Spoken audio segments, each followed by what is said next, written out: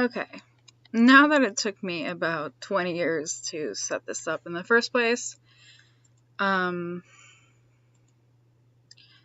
just want to make sure that I don't make this video a bit too long, because I know that not many people want to watch like an hour-long video. Even if it is a vlog, I can get into rambling pretty quickly here. And frankly, this is the first time I've ever done something like this, so it's gonna end up being a bit of a fucking mess. Just as a warning. But I just want to say hi guys. My name is Pau, also known as Cosmos, and I'm one of the I guess you could say founders of Exire, and I thought I would do this vlog because I figured it might bring a bit of an interest back to the world. The people that I've had tell me that they were interested in the world and waiting for it to come out and everything. And I do apologize that it's taking us a bit of time to actually open the site. I know I myself really want the site to be open at this point, but there's still a lot of stuff that we have to do, and we want to make sure that the site isn't fucking empty, basically. We don't want another, situation where the site's open but none of the lore is done, or lore is being retconned or some shit like that, and people get pissed off. So that's why it's not open yet, and I hope to have it open at least by the end of the year. That's what I hope, at least, because I'm actually getting pretty tired looking for a site to play in myself. So anyway, yes, so what I want to begin with here is I did get a couple of questions from people, and I know Scott, or Victos, however he wants me to call him, he did ask about the war with the Exire and Roval, I believe. And then I had Pineapple Jelly, who asked me what my inspiration for Exire was. So I'll just answer those two questions. I think that'll take that'll take enough time, I think, to keep people's like minor interests. There was no other questions really were asked other than that, and that's totally fine. If people do watch this and you do have questions, feel free to just ask me, and I'll be more than happy to answer, because I think these things are kind of cool. So anyway, because Pineapple Jelly's question is a good intro to start with, what was the inspiration for Exire? Exire did come from, like, me and Mish and Freely did come from Innovaria before, and that was Sammy's site, and we did work on her site before we decided to drift off to Exire and to make Exire. It was something, at least in my head, when I had formed Exire, and kind of brainstormed with Freely. It was really me and Freely that brainstormed it for the most part, but basically I wanted a world that was very, at least for my part, I can't really speak for Freely, but for my part, I wanted a world that was very Celtic-like, that felt like a Celtic mythology. I wanted it to be, high fantasy. I wanted it to be a world that could be believable in a way. I'm not really sure a fantasy world can be very believable, but believable in the sense that the world makes sense. I can cite things like, I guess, Lord of the Rings has so much fucking lore to it.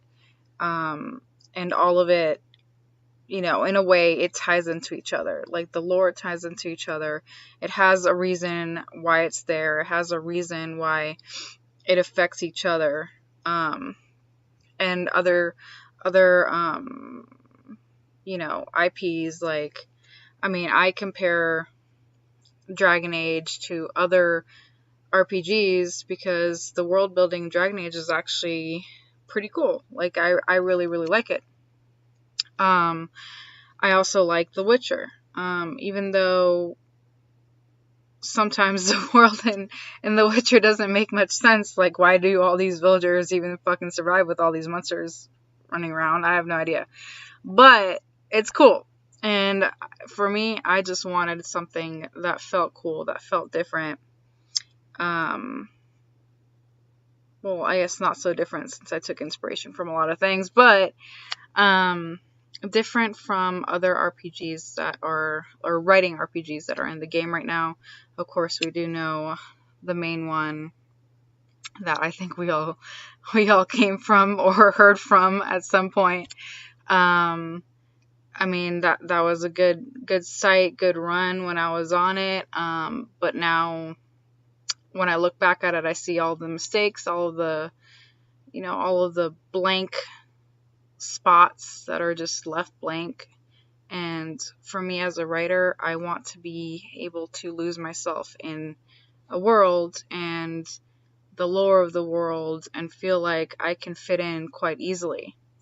For some writing sites, that's pretty hard because either there's lore missing, the lore doesn't make sense, or the lore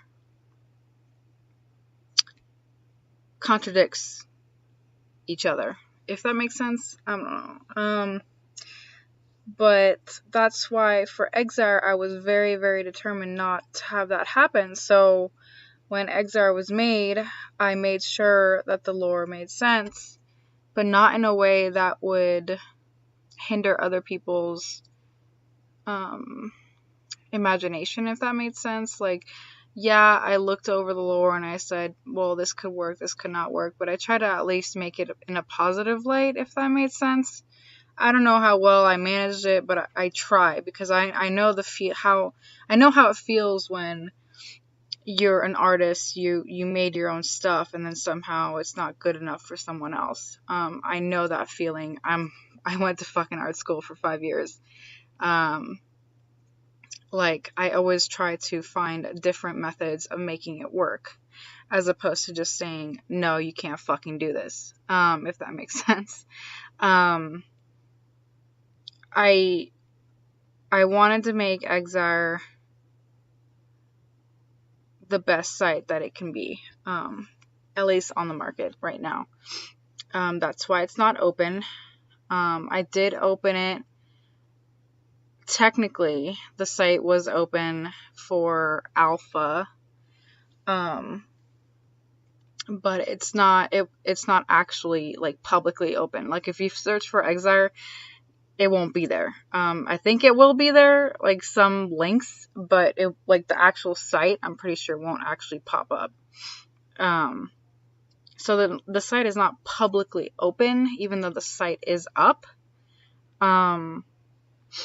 And I know that kind of deters a lot of people from stepping in there because they know, oh, no one's there, so let's just not play there. I completely understand that, and I apologize for the site not actually being open yet, once again. But I'm going on a tangent here. So, yeah, the inspiration for Exire is just a combination of my love of Celtic everything, like Celtic lore, Celtic mythology, magic, worlds, like huge world building, very intricate world building, and I wanted to make a site that had multiple nations. One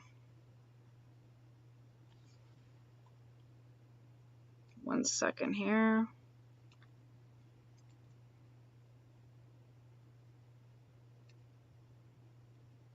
Okay, I have no idea, but yeah, so multiple nations, just to make sure that there was there was politics in the world. That was another thing that other sites really lacked. At least from what I've seen, world politics really, really lacked a lot. There was lots of city-states, like there's plenty of city-states, but there was never like huge nations or empires or kingdoms actually interacting with each other. That's why we have, Amaranthus and the Kingdom of Vol and, Cernos Amalgam and, the, I believe it's called Caldric, the Kingdom of Caldric or something like that up to the north. I forget. But, oh yeah, and Cassis to the south. So, all of these nations interact with each other. And you'll see that in the game. And you'll see that in the lore, that they're not just these isolated nations that don't, do anything with each other. There's going to be wars. There's going to be battles. There's already internal strife with Amaranthus because they already lost a piece of their land through a civil war that became the Sacred Hegemony, and the Sacred Hegemony is like right in the territory of Amaranthus. So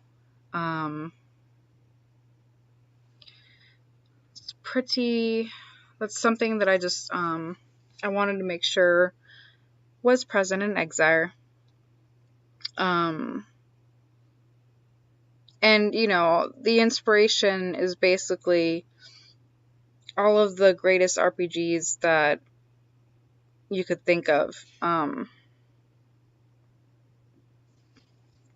Like Lord of the Rings or Witcher or Dragon Age or let me see what else.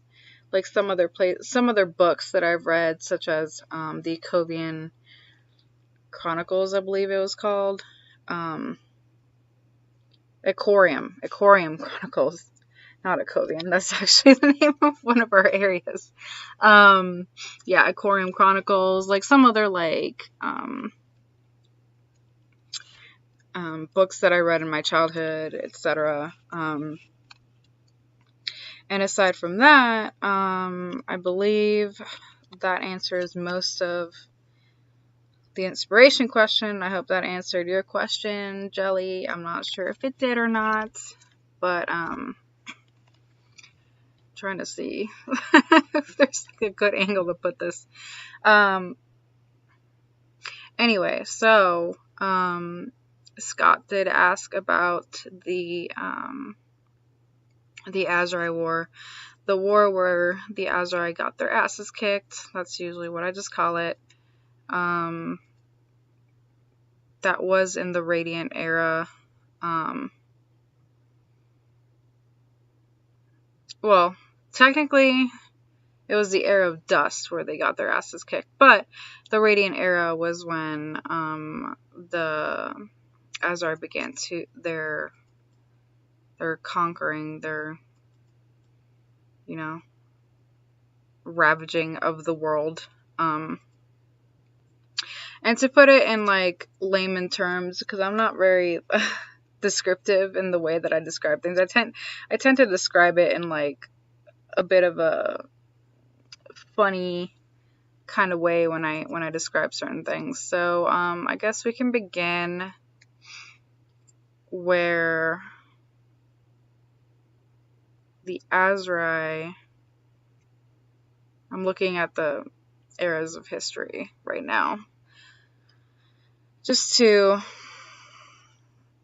see where I can start off from. Right, so after Ecovia got wiped off the face of the fucking earth, or face of the fucking Exire, the Radiant Empire were basically like, oh hey guys, look at this. They have their most powerful human nation basically obliterated off the fucking map. Let's just move in.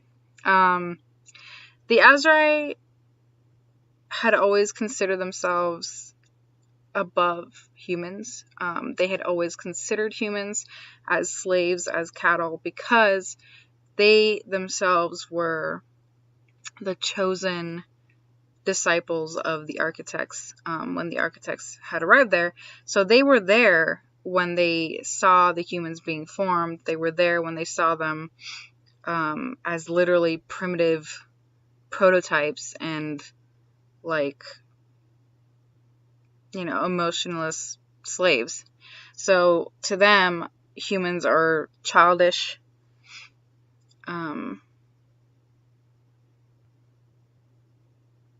trying to think of the word, childish, primitive, stupid, unworthy of advancement or success or anything like that. Azrai are very, very rude bitches. They've always been that way. Maybe less so in the Nirvana stages. They were, of course, they became a lot more after Ceres got corrupted, but they've always been very much like, I'm more pure than you, so go fuck yourself. And so after the architects left, after the War of the Divines, and Ecovia was destroyed, the Azrai moved in and began their conquest. It was called the I guess I never gave it an official name, but it would be technically called like the Radiant Conquest. You can see a pattern here: Era of Radiance, the Radiant Empire, the Radiant Conquest. They sure love being fucking radiant. That L'Oreal hair flip and all. But what they hadn't foreseen, though, is that there's other, nations, human nations that were, rising up even when Ecovia was destroyed. So you had Broval as one of these nations that didn't start out as what it is now. It started out, I believe Freely had mentioned that it started out as like a college of mages or like a school of mages, before it became like what it became known as. And Hysenia was founded by humans who fled the Azrai conquest and were found by Alcyon, who decided to give them a haven in return for them worshiping him, because he wanted, if it makes any sense, he wanted agents of his own, like service, for his own reasons. So with these different nations, well, I guess I shouldn't call them nations because they weren't nations yet, but these different civilizations rose up without the Azrai knowing. But the Azrai did go around Exire, conquering and enslaving not only humans, but any races that they could find. So, there's Sika, they fell victim to them. I believe maybe even some oracles had fallen victim to them. Ibani were kind of tough to even bother with, but some Ibani even fell victim to them, etc. The Azrai did a lot of damage to many societies, because the Azrai back then were much different than the Azrai that are in the current, age of the game. The previous Azrai were before the curse. I guess we could give them a name of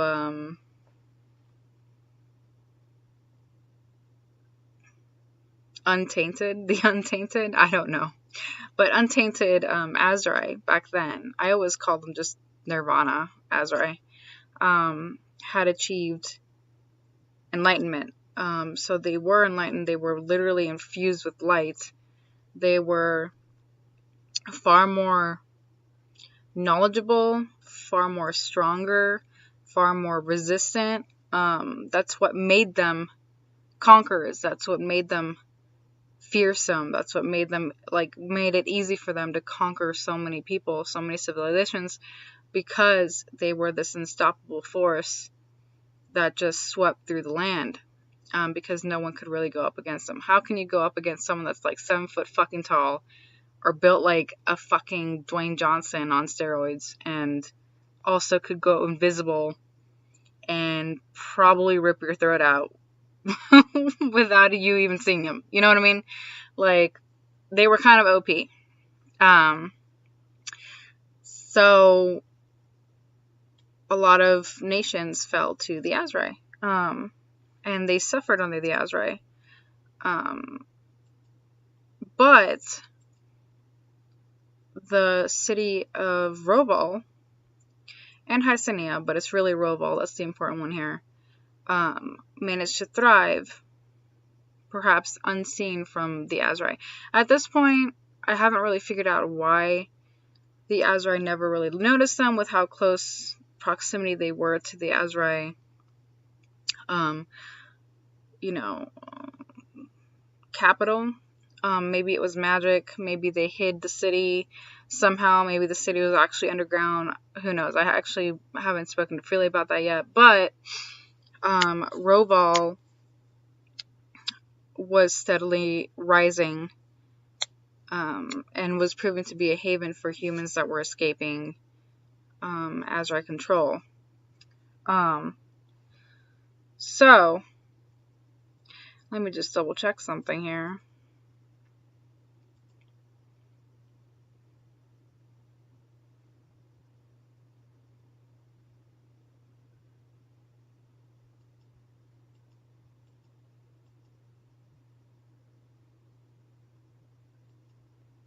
Yeah, and there, sorry for the silence there, I was just reading something. But there were some other places like Disfalken of the north. According to Mish, they suffered a lot of casualties to the Exire. So did the Verdans, but they didn't fully go under, slavery to them. Sorry if I'm saying a lot, but that's just my filler word. My bad. Anyway, so yeah, the Exire, I believe it was when Exire first started conquering, Roval was just a school, and then over time, at least according to what Freely said, they began to, or at least Talon, who was in Roval at that time, started to practice with abyssal summoning. And that might have been something that kept or deterred some, Exire attacks on them. But at some point, Roval became a magocracy. Magocracy? I'm not sure how to pronounce that, but they did. They became a magocracy, like an actual nation of mages, and they would have been strong enough to hold back the Exire.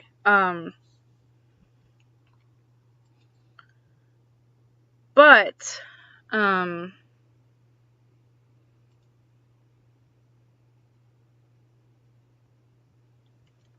just reading some notes. I mean, the biggest thing about Roval is that it was full of mages. 2, it was full of mages that knew abyssal magic, so they could do things that could deter the Exire, that could cause the Exire a lot of, trouble, problems, etc. There was a lot of quarrels between them. There was a lot of fighting between them. They were the only human nation, well, not the only one, but they were the largest and most prominent human nation at the time that could hold back the Exire. Sorry about that. And then at the highest point of the constant battling between Roval and Exire, came the War of the Tarnished Sun. So basically the War of the Tarnished Sun, we do have an article about that here. It is basically when Roval used a method that was very, very fucked up. They decided to do a ritual that involved 3 captured Azrai. Now, I don't think I discussed this with Freely, but I do believe the Roval decided to go ahead with this because the Azrai were beginning to be a huge threat to them. I do believe that was the main reason, or the main, catalyst that caused Talon to decide to go this way, aside from the fact that he's a fucked up individual, which he is. Talon is really fucked up and also a bit of a sadist. But he decided to perform a ritual called the Abyssal Tarnish on 13 Azrai that he had captured. They ranged between male and female, didn't matter.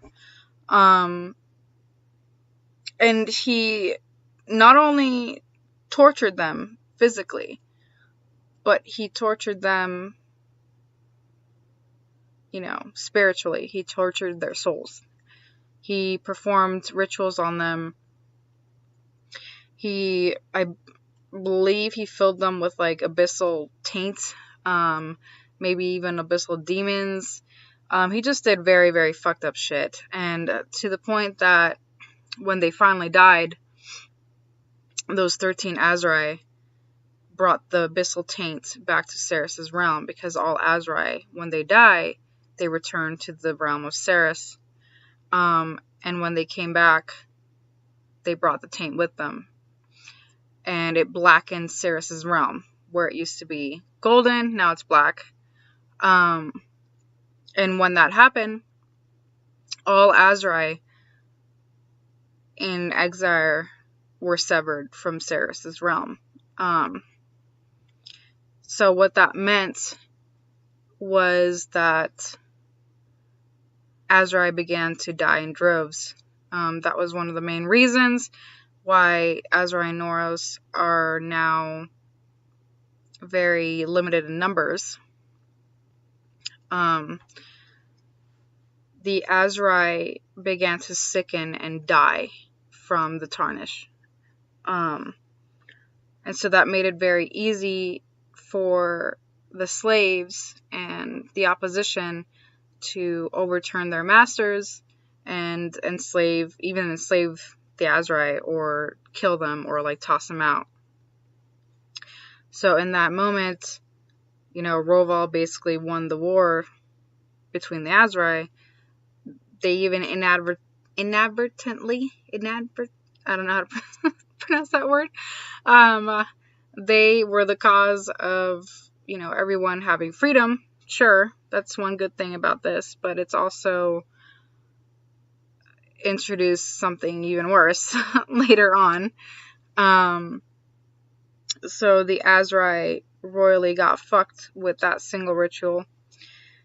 Now, what I find very cool is that the Azrai had, those Azrai, the 13 Azrai, they had symbiotes. They had Noros symbiotes. And those symbiotes, when the Azrai died, and I also apologize, by the way, if I'm like pronouncing shit wrong, but, first language is Spanish. Fuck you. I got this, okay? The symbiotes, whatever, the Noros symbiotes, they did not die when those Azrai died.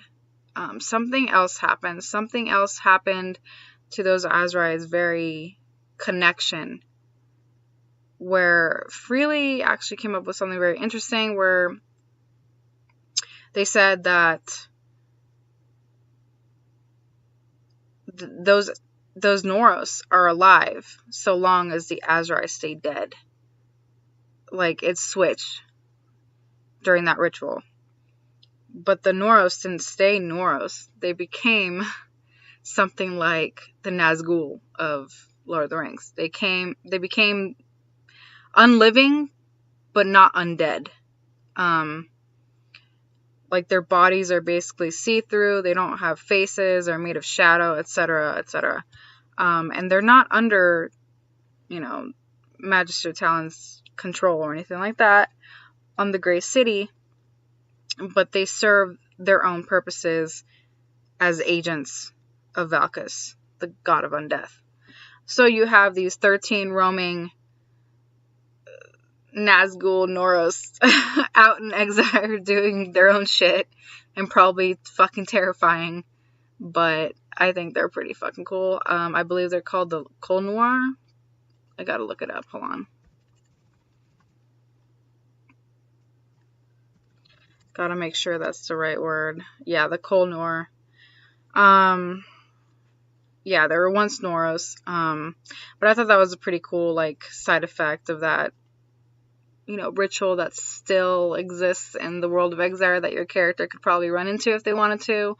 Of course, you'd probably fucking die. I'm just telling you right now, they can kill you in a heartbeat. But anyway, I'm not sure if Scott wanted to hear about, like, what Azrai did during their Radiant Conquest, or if he just wanted to hear about them getting fucked over. It's pretty short explanation and not very in-depth because we haven't, we haven't really, like, written it down anywhere, I believe. I mean, other than the War of the Tunner's Son, we wrote that down saying that, Roval, at the time of it becoming a magocracy, was constantly at ends with, the Azrai conquest, the Azrai kingdom. So they were always fighting them until they basically said, fuck you, we're gonna fuck your shit up, and they did. Aside from that, really, the Azrai were just a bunch of assholes. They enslaved humans, they called them cattle, they bred them like cattle. But after the war happened, after the Era of Radiance, and then the Era of Dusk came, the Azrai retreated back, and were pushed back into where they are now, which is Mythar. And Mythar is a very mountainous region. It's surrounded by mountains on all sides, so it's pretty impenetrable. But they are isolated there. And their capital city was taken from them by Roval. And then when the Valkis thing happened, when the Dust Blight came in and Roval blew up, the only thing that really survived was the capital of the Azrai. The rest of the fucking island sunk, or the rest of that land was decimated. So the capital city of the Azrai happens to be the capital of the undead. Fun fact. And the Azrai just decided to say fuck you to the world for hundreds of years. So they weren't really active in a lot of world stuff after that. Especially because after the Abyssal Tarnish, after, the ritual, a lot of them were just sick. They were weak. They were dying. Sorry for coughing, by the way. I don't know why my throat is so dry. But yeah, they were weak. They were dying. And the humans didn't give a fuck. Obviously, the Noras gave a fuck because they were also dying. But they didn't have much power to fix it because even the Azrai were turning them away. They were turning their own, soul brothers / sisters away.